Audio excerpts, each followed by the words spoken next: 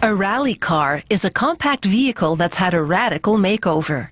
It's been stripped to the steel core and completely rebuilt.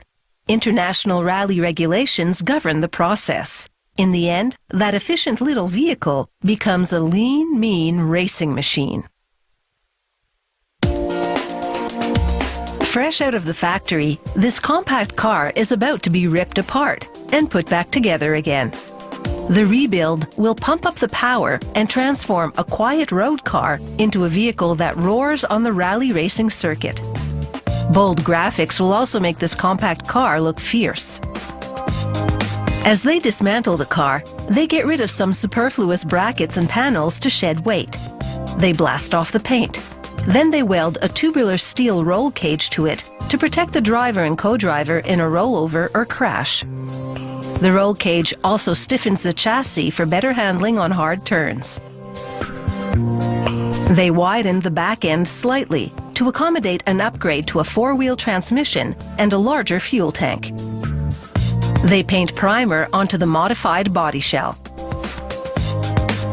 They're now ready for the rear transmission. This will convert this compact car to four-wheel drive. The technician bolts the transmission to the rear floor panel. Upgrading from two-wheel drive to four-wheel adds traction and allows the car to handle more precisely. Now the seats.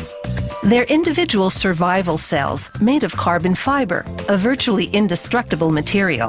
It's also extremely light, and this helps offset the extra weight added by the rear transmission and roll cage. The new dashboard fascia is made of lightweight fiberglass and covered with a velvety fabric to block the reflection of light. With the dashboard in place, the car gets the steering column and wheel. The car is now ready for the fiberglass bumper. It's been redesigned slightly to accommodate new fenders that are flared for bigger tires. The technician then equips the rally car with heavy-duty dampers to absorb the shock of high-speed bumps on the rally course. He slides the stiff spherical bearings into the car shell and secures them. He links the dampers and the drive shaft to the hub carrier and bolts them into place. He inserts brake pads into lightweight aluminum calipers and mounts them to the rotors. This braking system is extra large for serious friction, allowing the rally car to be slowed efficiently when needed. Using a crane, they now lift the engine into the chassis. This is the original 1.6-liter engine, but seriously ramped up to boost performance. They've upgraded the pistons and camshafts, among other things, and added a turbocharger. This takes the compact car engine from 90 horsepower to 300. Instead of a metal fuel tank, they install a rubber one. It's pliable and expands, so it's unlikely to split or crack in a crash. The rubber fuel cell fits perfectly under the trunk floor. Strapped to that floor is this little toolkit. They've lightened these tools by drilling holes into the handles.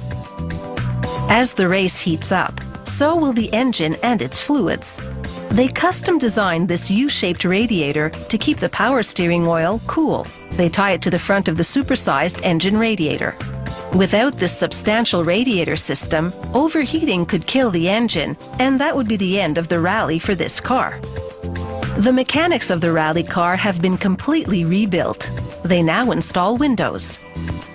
They use double-sided tape to bond the rear side windows to the car. Taping the windows means they can be easily kicked out in the event of an accident. The windows are made of shatterproof plastic, so there shouldn't be any cuts or scrapes when busting them out. Instead of painting the car, they glue on graphics from bumper to bumper. The graphics are made of plastic film, which is much lighter than paint. The crew saves about 5 kilograms by not painting the rally car.